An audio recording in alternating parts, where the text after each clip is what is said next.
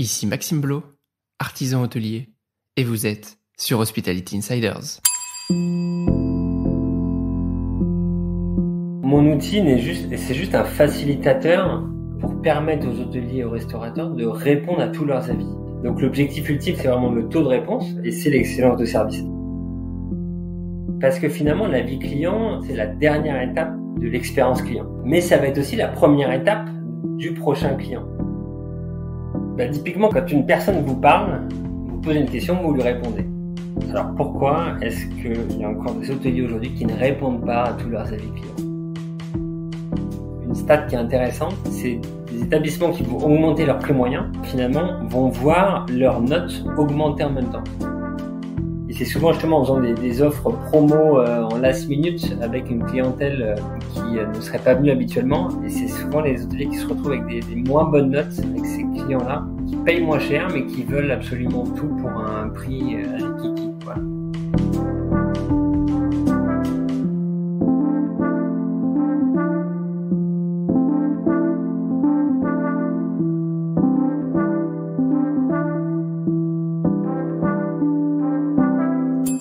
Mes chers insiders, bienvenue sur le premier podcast hôtelier qui parle d'excellence de service.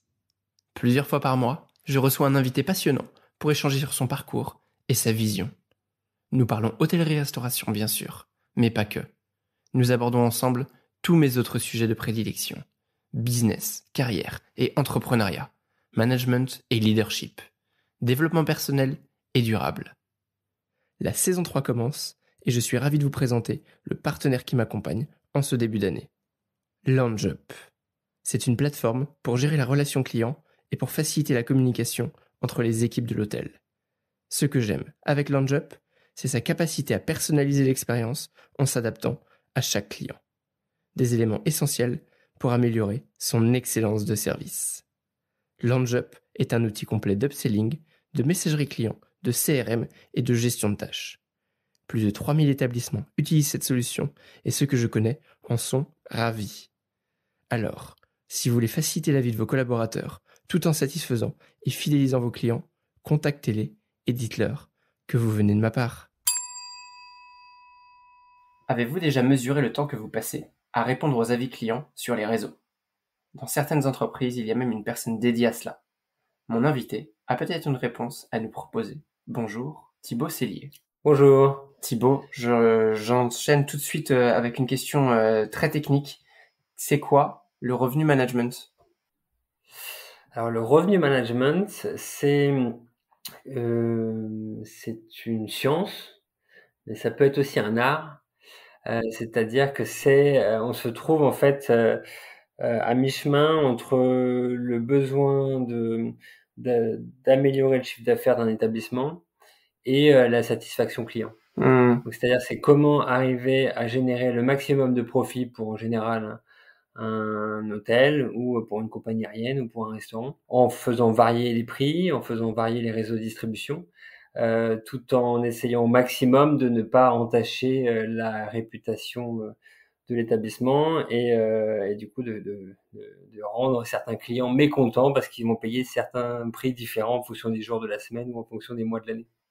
J'aime bien la définition de c'est une science et un art. Moi, j'ai fait un master en revenu management et j'avais un prof qui nous disait que le revenu manager, c'est un peu le monsieur météo du prix dans l'hôtel. C'est lui qui fait les prédictions de comment va être le prix. Et l'objectif, c'est de trouver le bon prix pour le bon client au bon moment. Exactement, c'est tout à fait ça.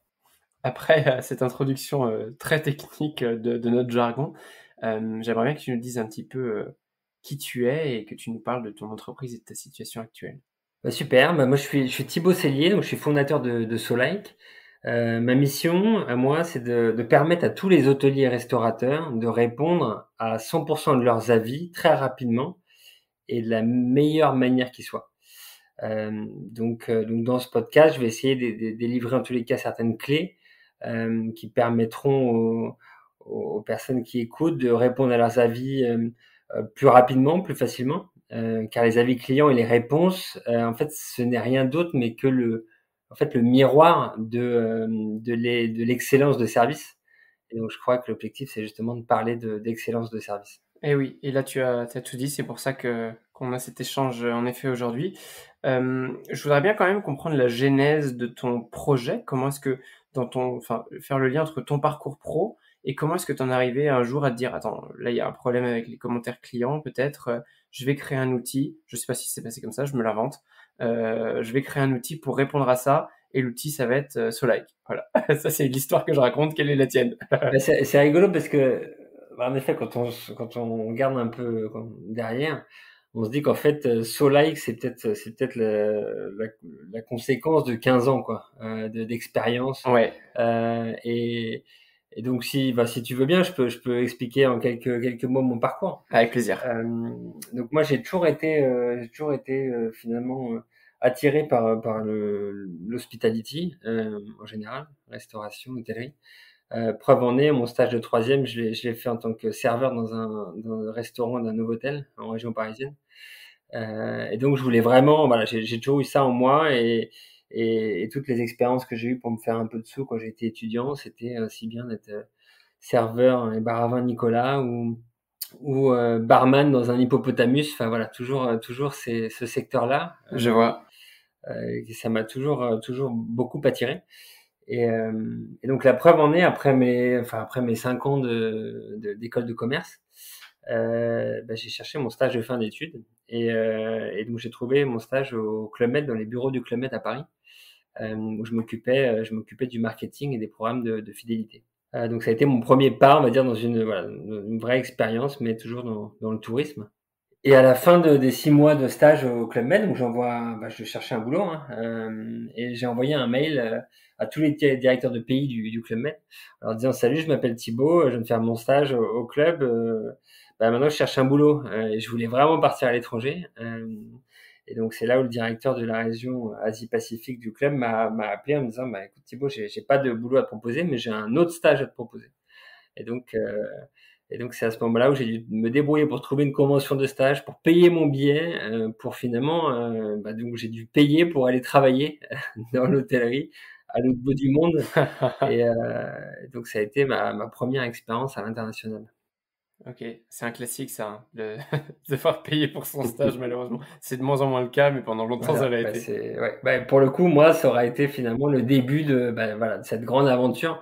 Et pour faire le lien un peu avec le revenu management, donc mon stage j'étais business analyst là-bas.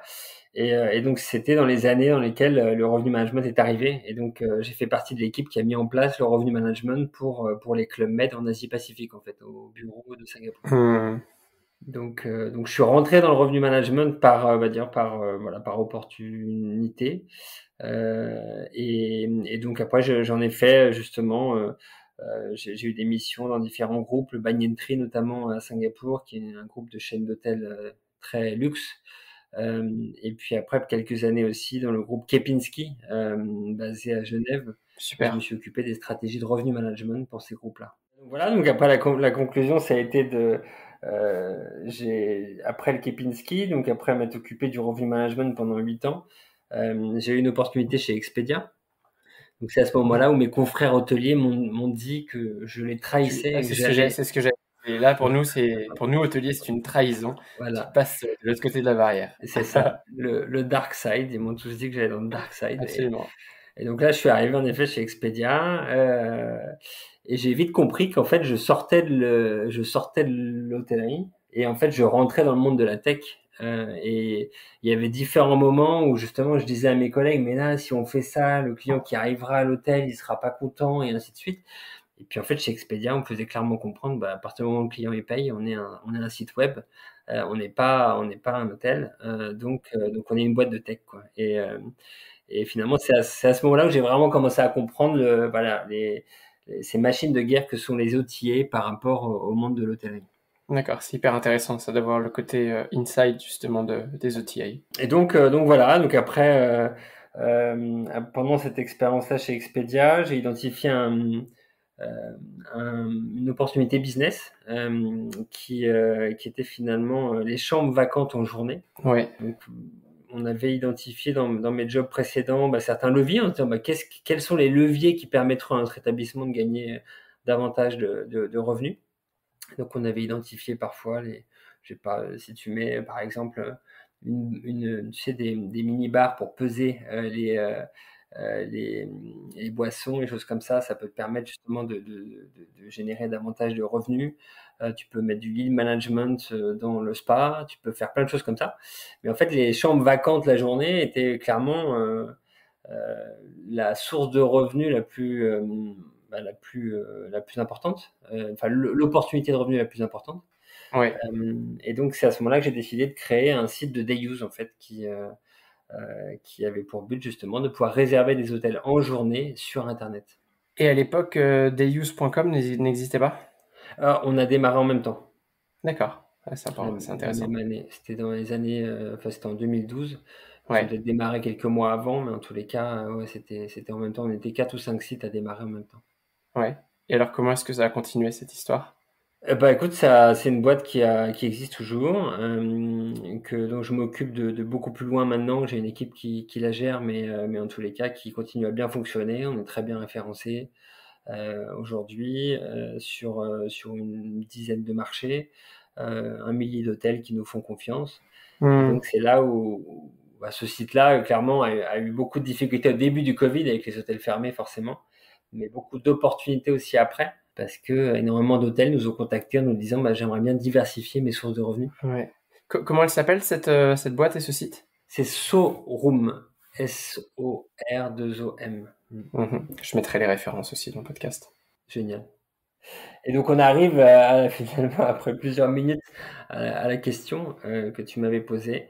D'où vient SoLike? En fait, SoLike, c'est finalement la conséquence d'échanges que j'avais avec des hôteliers lorsque je m'occupais activement de Sorum, qui me disaient on reçoit plus en plus d'avis. Moi, j'ai du mal à y répondre à nos avis clients. Et donc, je sentais cette douleur, cette difficulté augmenter. Et donc, c'était à ce moment-là que j'avais commencé à finalement créer une personne, enfin dédier une personne qui accompagnait mes hôtels clients dans la gestion de leurs avis clients. Voilà. Et donc, c'est là que l'aventure SoLike a commencé. Ok. Concrètement, comment est-ce que ça fonctionne, ce like? Alors, SoLike, on propose nous des solutions donc, qui permettent aux hôteliers de répondre à leurs avis, pardon, rapidement, sans faute et dans la langue du client. Donc l'idée, c'est un outil qui analyse le contenu de l'avis et qui va proposer aux hôteliers 3 réponses différentes, avec des formulations différentes, sans aucune faute. Et ensuite, libre à l'hôtelier de la modifier ou d'y ajouter la petite phrase de personnalisation dans la réponse. Mais ça lui permet justement de pouvoir répondre à tous ces avis beaucoup plus rapidement que quand tu dois rédiger une réponse de A à Z à chaque fois. Ok. Quand tu dis différents formats de rédaction, c'est formel, un peu humoristique, enfin, ce genre-là, c'est ça? Exactement, on va avoir en effet des phrases qui dépendent qui dépendent des sujets. On va typiquement avoir toujours une construction assez claire, c'est-à-dire que et ça je le recommande à tout le monde. Quand on répond à un avis client, c'est toujours important de commencer en remerciant le client d'avoir posté un avis. Ensuite, si c'est un avis un peu mitigé, de toujours rappeler et parler du positif en premier. Et donc parfois de reformuler ce qui est dit dans l'avis et de parler du positif. Et imaginons que dans la vie, il y avait un élément négatif, d'en parler et d'y répondre, mais un petit peu à la fin de la réponse. Voilà. Ouais. Tout ça pour arriver finalement, une fois que l'on signe finalement la réponse, à un message, soit pour inciter les personnes à revenir. Justement, quand on répond sur Booking ou sur Expedia, on peut aussi inciter les clients à revenir en direct. Et donc, il y a certaines phrases qui passent et qui permettent justement d'encourager les clients à réserver en direct. Et puis après, finir par signer avec le prénom d'une personne de l'équipe. Voilà, il y a des façons de répondre qui sont très codifiées et qui permettent d'attirer davantage de prospects. Ça paraît fou quand tu le dis comme ça, mais moi je l'ai vu. Alors pour la petite anecdote, on s'est rencontrés toi et moi sur un événement organisé par le Welcome City Lab et j'ai vu ton outil fonctionner. Comment tu arrives à créer un algorithme aussi, enfin, Moi, ça m'a vraiment surpris, la qualité des réponses que vous produisiez. J'avais vraiment l'impression que c'était ultra personnalisé. Eh ben, en fait, c'est des milliers d'heures de travail de notre côté, avec des catégorisations de réponses, enfin, on a analysé des milliers d'avis que l'on a catégorisés en sentiments et on a entraîné notre outil pour qu'il comprenne au maximum justement les variances, enfin, les changements enfin, les différentes tonalités. Je prends un exemple, un client qui va dans un restaurant et qui dit oui, votre soupe était très bonne, il y avait une mouche dedans. Donc c'est de l'humour. Imaginons un algorithme qui répond en disant ouais, on est ravi que vous ayez apprécié votre repas, la prochaine fois on vous mettra plus de mouches. Et donc ça on peut imaginer que tu vois c'est le type de réponse qu'un algorithme bateau pourrait répondre. D'accord. Et donc c'est l'objectif de tout le travail que l'on a fait, c'est justement d'éviter que ce type de mauvaise interprétation se produise. Ok, ouais, être capable de saisir l'humour ou des choses qui sont pas du tout évidentes pour un robot, pour un algorithme. C'est ça, exactement. Et qu'est-ce qu'il proposerait alors à la place d'une assiette avec plus de mouches?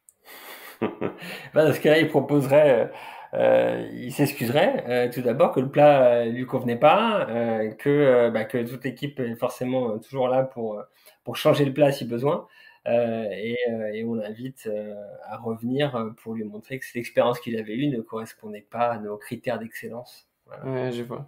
Et c'est qui ta cible de client? Alors, c'est un hôtelier, c'est un restaurateur ou toute entreprise qui dispose d'un TripAdvisor? Alors aujourd'hui, en effet, c'est principalement les hôteliers restaurateurs. Le modèle a été entraîné pour ça. Mais l'objectif, c'est justement de développer cet outil pour d'autres industries. Pas que sur TripAdvisor, pas que sur Booking, mais Ça typiquement... marche sur Google Avis aussi, par exemple? Exactement, tout à fait. Ça marche sur Google Avis. Donc typiquement, ce qu'on a fait, la puissance de l'outil, c'est quand vous êtes sur Booking, quand vous êtes sur Google, sur TripAdvisor, il y a un bouton qui va s'ajouter sur la page grâce à une extension Chrome. Et donc, vous devez répondre à votre avis à cet endroit-là. Vous cliquez sur le bouton sur Like et là, ça vous ouvre une pop-up avec les 3 propositions de réponses personnalisées. Génial. Vous choisissez la réponse que vous voulez et elle va directement se coller dedans dans la langue du client. Donc voilà, c'est l'intérêt de cet outil. Quel prix il faut compter pour une formule simple? Je sais pas, j'imagine que tu as des packages, mais pour une formule basique pour un hôtelier. On a des packages, il y a des tarifs en fonction du volume d'avis en fin de compte. Mais il faut compter un peu moins de 50 euros pour accéder à un des packages. 50 euros par mois pour le Voilà, premier package. moins de ça, exactement, c'est ça. D'accord. Et tout à l'heure, donc tu as d'entrée fait le lien entre ton outil et mon sujet qui est l'excellence de service. En quoi, selon toi, ton outil peut apporter à l'excellence de service, peut-être du point de vue de l'hôtelier? En fait, mon outil c'est juste un facilitateur pour permettre aux hôteliers et aux restaurateurs de répondre à tous leurs avis. Voilà. Donc l'objectif ultime, enfin la connexion entre les deux, c'est vraiment le taux de réponse et c'est l'excellence de service. Parce que finalement, l'avis client, c'est quoi l'avis client? C'est la dernière étape de l'expérience client. Oui. C'est vraiment la toute dernière étape. Mais ça va être aussi la première étape du prochain client. Qui regarde les avis avant de réserver l'hôtel, etc. Exactement. Ouais. Et donc cet avis-là, déjà, il est hyper important. Enfin, ils sont tellement mis en avant sur les différentes plateformes qu'ils sont très, très regardés. Mais la réponse va aussi finalement transpirer l'excellence de service de l'établissement. Et donc c'est pour ça que c'est très important d'avoir des réponses qui correspondent au style de l'établissement. Voilà, en fonction du ton, est-ce qu'on tutoie les clients, est-ce qu'on met des smileys dedans, est-ce qu'on vous voit, est-ce qu'on est très très corporate. Mais en tous les cas, ça permet finalement de faire passer des messages en expliquant, voilà, l'excellence de service chez nous, elle va jusqu'au traitement des avis. D'accord, oui, en effet. C'est un volet qui est essentiel, je pense, qu'on oublie trop souvent, sur un peu le SAV, on pourrait le dire comme ça, mais c'est pas très vendeur, d'aller au bout de l'expérience après le séjour. Le client qui nous partage son avis, aussi de lui faire un retour et de lui proposer une réponse qui soit adéquate par rapport à ce qu'il a souligné, que ce soit positif ou négatif, mais être capable de continuer la relation finalement. C'est ça, exactement. Donc ça permet de faire passer des messages aussi, hein, mine de rien, d'inciter les gens, comme je disais, à revenir en direct. Ça, c'est un élément important. En disant, bah, si vous réservez sur notre site, vous pouvez avoir le petit déjeuner offert. Justement, est-ce que toi, tu as un peu des chiffres et peut-être des résultats à partager d'hôteliers avec lesquels tu travailles, de avant-après ce live, voilà, qu'est-ce qu'on peut espérer de l'adoption d'un outil comme le tien pour un hôtelier restaurateur? Alors, je vais prendre l'exemple j'ai deux études en tête et un exemple client. Il y a une étude qui a été faite par Uberall, qui est un gestionnaire de centres commerciaux, et qui a prouvé qu'un établissement qui répondait à tous ses avis pouvait quasiment doubler le nombre d'actions faites par les prospects sur leur page Google. Donc, ils ont pour la première fois un peu prouvé la corrélation entre les réponses aux avis et le chiffre d'affaires. D'accord. Deuxième étude, c'est Harvard Business School l'année dernière qui a prouvé pour le coup vraiment la corrélation directe entre le taux de réponse et l'irréputation. Ça veut dire qu'un établissement qui répond à tous ses avis va mécaniquement avoir une meilleure note sur TripAdvisor et Google et va mécaniquement générer davantage d'avis. Pourquoi? Parce qu'un client satisfait qui ose pas trop poster son avis va voir les réponses de l'établissement et va se dire ah bah tiens j'ai adoré mon séjour, bon bah ça va l'inciter à mettre un bon avis, parce que ça va être un petit jeu à dire bah, je vais voir ce qu'ils vont me répondre. Et donc voilà, le fait de répondre en fait améliore mécaniquement la note de l'établissement. Donc ça c'est important à garder en tête. Ouais. Et le troisième élément, c'est un hôtel à Paris. C'était en 2019, un 3 étoiles. Du jour au lendemain, grâce à notre outil, ils ont commencé à répondre à leurs avis. Avant nous, ils étaient 1200e sur TripAdvisor. Après l'utilisation de la solution, ils étaient passés 930e. Donc ils avaient pris un peu plus de 200 places du jour au lendemain. Et la seule chose qui avait changé, c'était le fait qu'ils répondaient à tous leurs avis avec notre solution. D'accord, ouais, je vois. Et justement, pour un hôtelier avec un petit budget, même sans passer par ta solution, mais toi qui as justement cette expérience commentaire client, ce serait quoi les bonnes pratiques que tu donnerais dans la gestion des avis clients, soit TripAdvisor ou de manière générale, peut-être tous. Qu'est-ce qu'il faut faire pour voilà, bien gérer ses avis clients? Alors déjà, se doter d'un outil qui potentiellement agrège les avis, ça peut permettre d'être alerté en temps réel. Ouais, Mais les quelques conseils que je donnerais, c'est essayer de répondre au maximum sous 48 heures. d'accord. Parce que c'est les avis les plus récents qui sont mis en avant sur Booking.com, sur les différentes plateformes. Donc si on répond toujours avec une semaine de retard, en fait, les prochains prospects ne voient quasiment jamais nos réponses, donc c'est dommage.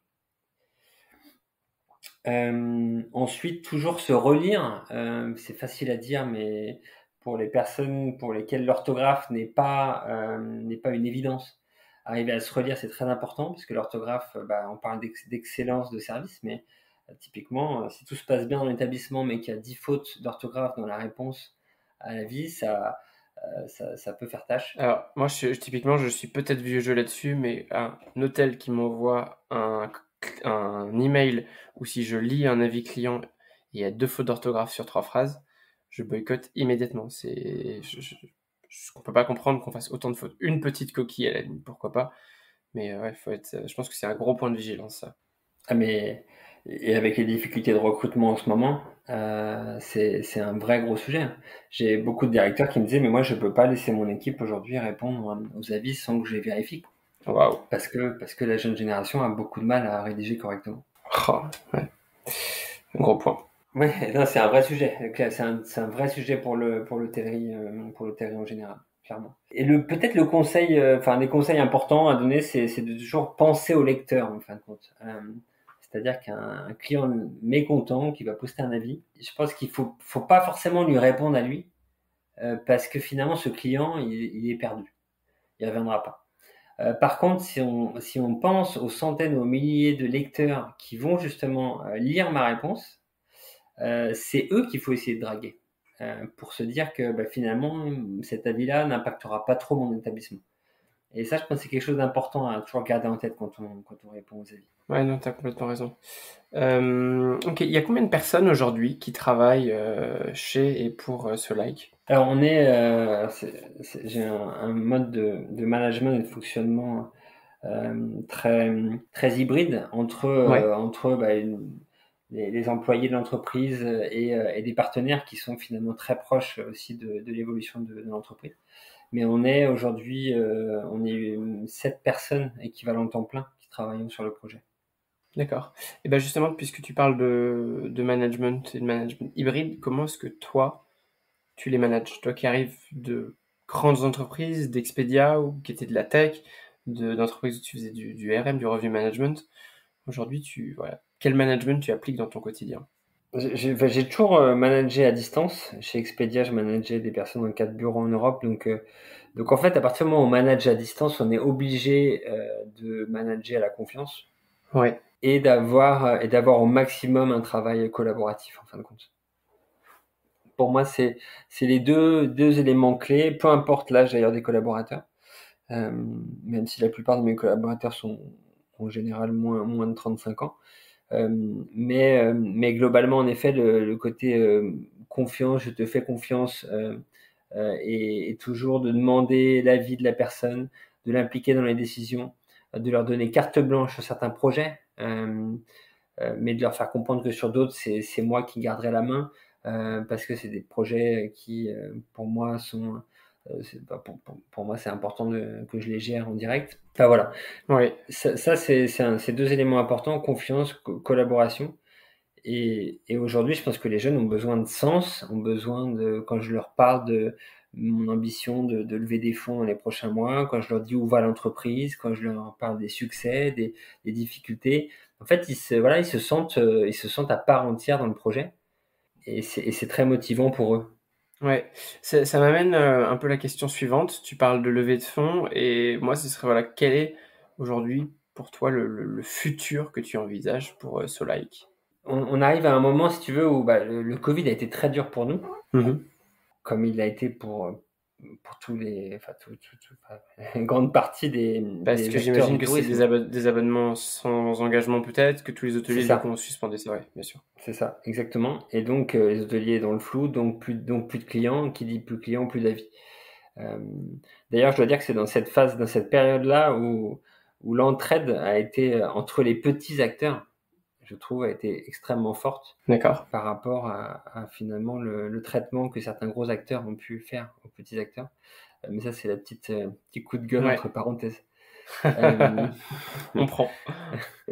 mais, euh, mais en tous les cas, l'objectif aujourd'hui, c'est en effet, on a prouvé avec le fait d'avoir signé différents groupes d'établissements, on a aujourd'hui plus de 300 établissements qui utilisent notre solution au quotidien. Ils gagnent des centaines d'heures par mois. Euh, donc ça a été prouvé, ça fonctionne. Maintenant, l'objectif, c'est d'aller beaucoup plus vite et beaucoup plus loin, que ce soit en France ou à l'étranger, ou potentiellement dans d'autres secteurs. J'allais te demander ça sur les langues justement, parce que sur un hôtel, tu as des clients qui écrivent en français s'il y en a en France, mais peut-être en anglais, en allemand, en espagnol. Ton algorithme, ton logiciel, il est capable de répondre en différentes langues à un même niveau? Aujourd'hui, donc on traduit les avis de 24 langues, mais on propose des réponses dans 5 langues. Donc on a le français, l'anglais, l'espagnol, l'italien et l'allemand. Et D'accord. l'objectif, c'est justement de l'améliorer. Récemment, certains clients me disaient, il me faut absolument votre outil en hollandais parce qu'on a plein de clientèle d'Hollande et ainsi de suite. Je reviens sur le management. Tu dis que tu manages à distance. Comment est-ce que toi, tu continues de faire progresser tes équipes et surtout comment est-ce que toi, tu progresses aujourd'hui à la fois en tant que manager et pourquoi pas si on veut déjà aller plus loin en tant qu'humain? Alors, j'essaye de progresser un peu tous les jours. Et comme tout à l'heure, je te disais, le nom Solike et le business aujourd'hui, c'est peut-être finalement la conséquence de 15 ans de, de vie, quoi. Je pense que le management, c'est un peu pareil. J'ai l'impression, en tous les cas. J'espère devenir meilleur, tendre vers mon niveau de... Comment s'appelle le principe de Peter? On tend tous vers son niveau Ah, de... la meilleure version de moi-même, c'est ça que tu veux dire? Voilà, c'est ça, Ouais. exactement. Euh, et donc, je m'améliore, oui, c'est mon expérience qui me permet de m'améliorer. Je vais prendre des exemples, mais typiquement, quand j'étais à Singapour, ma première réunion à Banyan Tree, dans la chaîne d'hôtels de 30 établissements, j'étais le seul blanc au milieu de que des Asiatiques, que des Singapouriens. Là, je commence à expliquer ce que je vais faire, et là, personne ne comprend. Ouais. Et c'est plus une blague, quoi. Je suis payé pour ce job, donc à un moment donné, il va falloir que je me fasse comprendre par les autres. Et en fin de compte, je pouvais pas remettre la faute sur les autres. Enfin, c'est moi qui suis là. Mon accent peut-être ne va pas, la façon dont je m'exprime, et ainsi de suite. Et c'est vrai que depuis ce jour-là, depuis mes 4 années à l'étranger, je pense avoir un côté beaucoup plus humain. À finalement, plutôt que de me dire c'est les autres qui comprennent pas, me dire c'est peut-être moi qui ai mal expliqué. Et je pense que dans l'approche du management, c'est vachement important ça.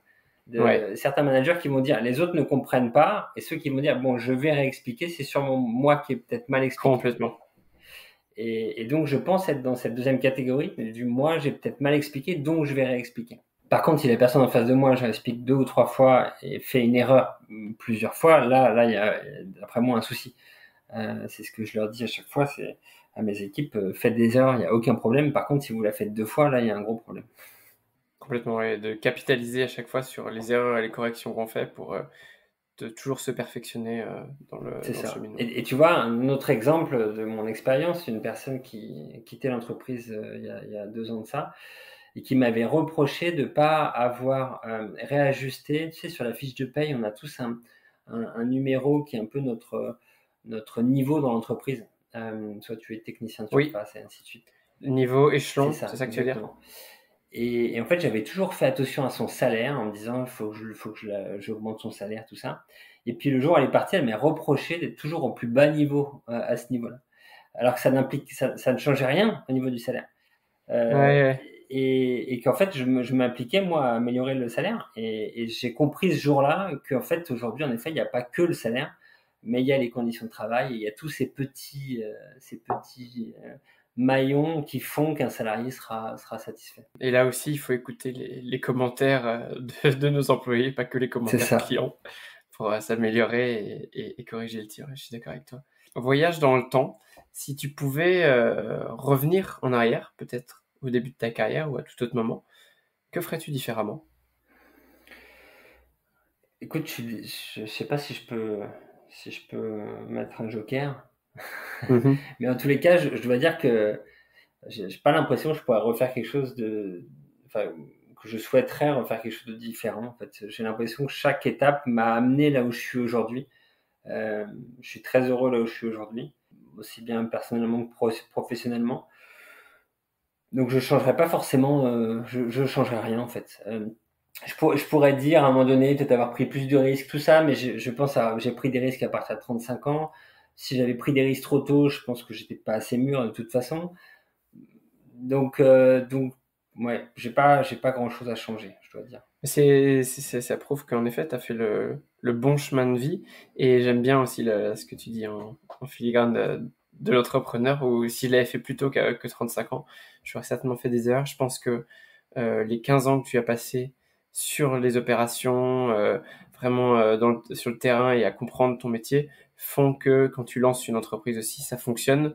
Là où peut-être si tu l'as fait directement en sortie d'école, tu aurais eu un produit immature et tu te serais peut-être planté 2 ou 3 boîtes avant d'arriver au même niveau. Donc il n'y a pas forcément un chemin de vie qui est meilleur que l'autre, mais en tout cas, tu as su vraiment tirer le profit, j'ai l'impression, des expériences pro que tu as eues dans le passé. Exactement. Et c'est pour ça que l'hôtellerie, ces industries de services sont tellement riches aussi. Hein. En fait, Ouais, on se rend compte que ça nous emmène justement vers notre destinée. Ouais. Je me retrouve énormément là-dedans parce que tu vois, moi, Hospitality Insiders, je pense que j'aurais pas pu créer cette boîte ne serait-ce qu'il y a 5 ans en arrière. Et ce sont mes 10 années de carrière dans l'hôtellerie de luxe notamment et beaucoup sur le terrain face aux clients qui font qu'aujourd'hui, je me sens légitime et ça permet aussi de ne pas être comme un imposteur dans son quotidien, d'avoir la confiance d'avancer et deux, me fait gagner du temps parce que je peux vraiment m'appuyer sur ces années d'expérience et ça c'est peut-être un conseil à tout entrepreneur ou même toute personne qui veut faire carrière de vraiment utiliser ces années de carrière professionnelle pour capitaliser dessus dans son futur. C'est clair. Et puis la notion de réseau dont on nous parle à l'école, bon, ça nous paraît vague en fait, la notion de réseau à l'école quand on a 22 ans, mais c'est vrai qu'elle fait tout son sens après plusieurs années d'expérience, ça c'est clair. Ouais, je suis d'accord avec toi. Regarde, on s'est rencontrés sur un événement et ça nous permet d'être aujourd'hui face à face à enregistrer. Est-ce que tu as une recommandation de livre, pas forcément avec notre sujet, mais un livre qui t'a marqué et les enseignements que tu en as tirés? Alors je pense à deux bouquins. Un, on va dire, je crois qu'il a déjà été mentionné dans ton émission, c'est La semaine de 4 heures, Ouais, Tim Ferriss. Tim Ferriss. Mais en fait, c'est, on va dire, un bouquin qui est très intéressant parce que c'est pas aussi, bon, on rêve tous potentiellement de travailler moins et de gagner plus, ça c'est sûr. Mais je crois que ce bouquin est vachement intéressant pour réfléchir à chaque fois à l'efficacité de ces missions, à essayer d'automatiser le maximum de tâches qui sont finalement les moins intéressantes, ou celles qui apportent le moins à l'entreprise. Et c'est un peu tu sais, l'idée de dire fail fast, learn fast, enfin, de tester, d'aller vite, de se planter parfois, mais de rebondir le plus vite possible, quoi. Ouais, je suis d'accord avec ça, ouais. Parce que pour le coup, j'ai beaucoup eu de mal la première fois que j'ai lu La semaine de 4 heures, mais je suis d'accord avec ce que tu dis là, et avoir les bons outils, je pense que là aussi, ça fait un bon parallèle avec Soleil, qui est un bon outil pour gagner du temps et éviter de refaire 1000 fois dans la journée les mêmes actions. Mais Ouais. oui, c'est clair, c'est clair. Donc voilà. Et puis le deuxième, c'est un livre que j'ai lu plus récemment, s'appelle La Nouvelle Guerre des Étoiles. Donc ça, on est en plein dans le monde des avis. C'est deux journalistes qui justement ont creusé justement ce phénomène des avis. Et donc ils ont analysé le phénomène Uber. On peut finalement noter le professionnel, mais aussi les clients. Et ça, je trouve que c'est intéressant parce que c'est une des seules plateformes qui note les clients. Je sais qu'il y a beaucoup de confrères hôteliers, quand je parle avec eux, qui disent mais pourquoi est-ce que nous on est noté, qu'on peut pas noter ces clients là qui nous C'est embêtent toute vrai. la journée. Donc c'est un vrai sujet. Et, Je fais une parenthèse, vas-y, mais ça me vas-y. fait penser à une idée géniale, enfin en tout cas, elle me semble géniale, et on pourrait l'envoyer aux hôtels de groupe. T'es accord, il y a les cartes de fidélité, un client qui est bien noté dans des hôtels, qui soit plus sujet à avoir des surclassements gratuits ou des avantages, parce que finalement il a la bonne attitude client, le bon respect du personnel, ce serait extrêmement valorisant aussi, et ça donnera un peu du pouvoir aux équipes. Ouais, c'est une bonne idée. Clairement, clairement, clairement. Ouais, mais je pense on va tous être potentiellement un petit peu amenés à être notés avec le temps. Hmm. Ouais, c'est vrai. Mais voilà. Et dans ce livre-là, ce qui est intéressant, et une chose que j'ai compris aussi, que j'ai comprise, pardon. Pendant le Covid, il y a un hôtelier qui me dit, je comprends pas, j'ai perdu 1 point de satisfaction sur Booking.com, pourtant mon hôtel, rien n'a changé. Et en fin de compte, en creusant un peu, on a compris la raison. C'est qu'en fait, pendant cette année-là, il y avait que des Français dans son hôtel. Et donc, ce qui veut dire que les Français notent plus sévèrement que la clientèle Ouais. étrangère. Et donc, ce qui expliquait sa chute en e-réputation.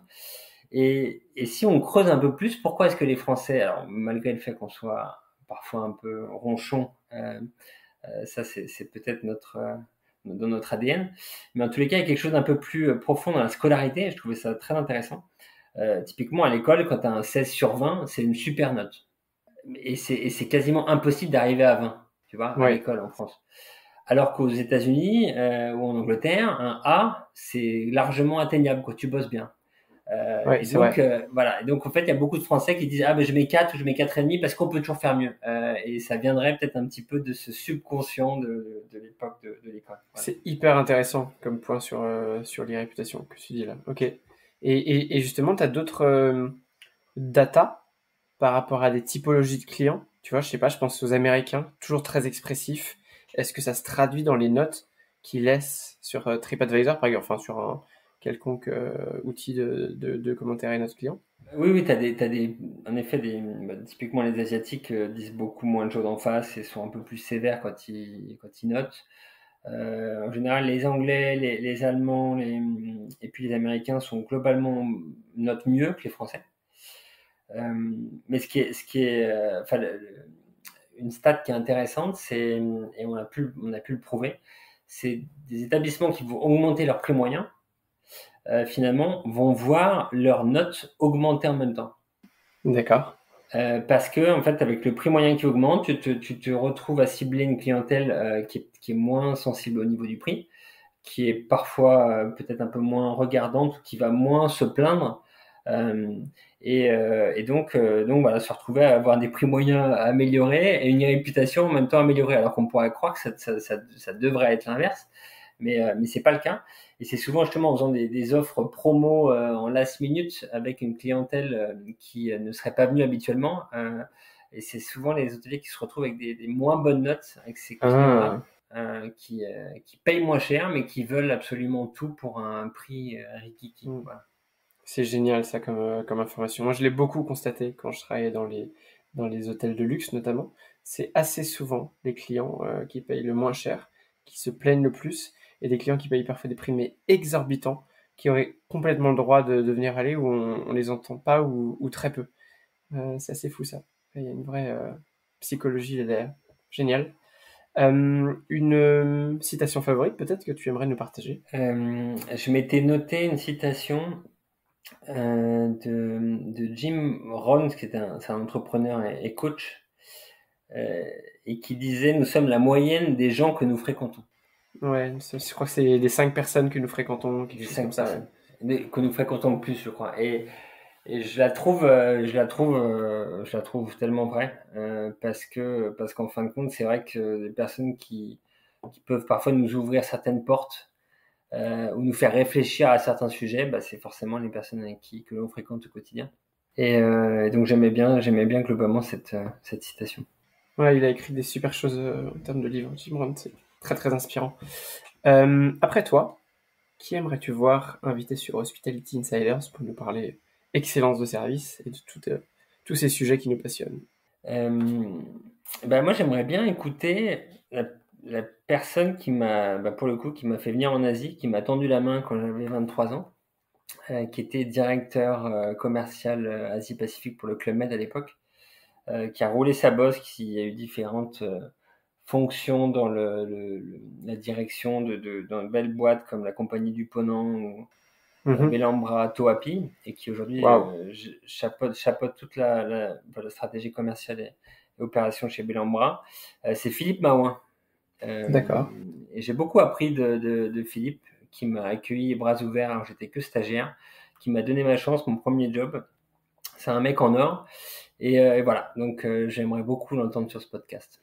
Écoute, si tu me mets en relation, je serais ravi d'organiser ça avec plaisir. Je commence à avoir une belle liste de recommandations d'invités, donc je l'ajoute avec grand plaisir. Ça marche. Quelqu'un qui aimerait continuer d'échanger avec toi sur Solike notamment, quel est le meilleur moyen pour te contacter? Écoute, j'aime bien le SMS.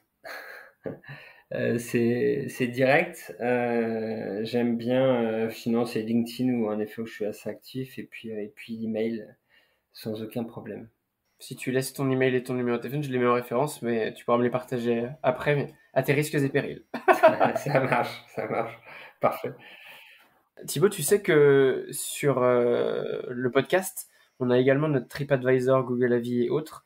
Et là aussi, tous les conseils sont les bienvenus. Chez moi, ça s'appelle Apple Podcast. Et j'aimerais bien qu'on incite ici nos auditeurs à prendre une seconde pour noter et mettre un commentaire. Quel commentaire, ou plutôt quel mot-clé, ils pourraient mettre dans le podcast pour gagner quelque chose avec toi, et qu'est-ce qu'ils gagneraient? Écoute, déjà, est-ce que tu réponds à tes avis? Alors, tu sais que malheureusement, je ne peux pas répondre à mes avis, et c'est une très grande frustration. Donc, généralement, j'essaie de prendre contact avec les gens via LinkedIn ou autre, mais souvent, ils ont des pseudos, et sur Apple Podcast, c'est terriblement frustrant. On ne peut pas répondre, pas encore en tout cas. D'accord. En tout cas, si les gens mentionnent, je sais pas, Solike par exemple, sur la vie, avec grand plaisir pour leur offrir un mois d'utilisation gratuite et un tarif avantageux sur l'outil. Il n'y a pas de souci, ouais. Génial. Écoute, ce serait très drôle en tout cas. Merci beaucoup pour ça, et chers auditeurs, n'hésitez pas à aller en profiter et découvrir le produit de Thibaut. Merci beaucoup. Thibaut, je voulais également te poser une petite question. par rapport aux anecdotes. Alors d'habitude, je demande des anecdotes croustillantes, mais toi, j'aimerais même des anecdotes d'avis clients. Je suis sûr que tu as dû en lire des centaines qui doivent être toutes plus hilarantes les unes que les autres. Si tu en avais peut-être une ou deux d'avis que tu as vu passer ou que tu as eu à traiter, que tu souhaitais nous partager, lesquels seraient-ils? Alors du coup, j'en ai une moi, qui me fait toujours beaucoup rire. C'est un client qui a mis un commentaire sur un restaurant qui disait oui, dans ce restaurant il y a pas de choix, il y avait même pas de quiche. Et le restaurateur qui dit bah, si vous étiez là, ça en fait au moins une. Donc ça c'était la plus soft, on va dire. Après j'en ai plusieurs, notamment je crois que c'était un avis sur un boulanger, un client qui se plaignait en disant que c'était pas frais, et puis le boulanger qui lui disait bah viens me voir, je vais te mettre la tête dans le pétrin. Et donc j'en ai des centaines et des centaines que je diffuse régulièrement sur LinkedIn d'ailleurs, et ça me fait bien rire, et en effet pour montrer ce qu'il faut absolument pas faire. Incroyable. Ouais, évidemment, ne mettez jamais ce genre de réponse à mi-hôtelier. Il n'y a rien de, je pense, de plus destructeur pour une e-réputation que d'avoir ce genre d'attitude. Exactement. Merci beaucoup. et enfin, Thibaut, je voulais te laisser le mot de la fin. Tu nous as partagé beaucoup d'informations et de données. Si tu avais un dernier message à faire passer à nos insiders, qui sont les auditeurs du podcast et plus généralement la communauté qui me suit, quel message serait-il? Alors pour tous ceux qui sont arrivés jusque-là, typiquement quand une personne vous parle, vous posez une question, vous lui répondez. Alors pourquoi est-ce qu'il y a encore des hôteliers aujourd'hui qui ne répondent pas à tous leurs avis clients? Pourquoi vous réponderiez que aux clients, aux avis négatifs, et donc aux clients qui ne reviendront plus, mais pas aux clients satisfaits qui, eux, pour le coup, reviendront? Donc mon message, c'est de dire à tous, répondre à ces avis, répondre à tous ces avis, c'est juste hyper important aujourd'hui pour prouver, pour ce miroir par rapport à l'excellence de service, mais aussi pour améliorer sa visibilité. Donc parfois voilà, se dire que répondre à ces avis, ça fait partie des missions très importantes dans la semaine, et c'est pas quelque chose à remettre au lendemain. Parce que l'irréputation aujourd'hui est clé dans le succès d'un hôtel ou d'un restaurant. Complètement d'accord avec ça, et merci pour ce dernier message. Thibaut, on te souhaite tout le meilleur avec ce like. On espère la future levée de fonds et on suivra ça de très près. Merci beaucoup Maxime, ciao. À bientôt.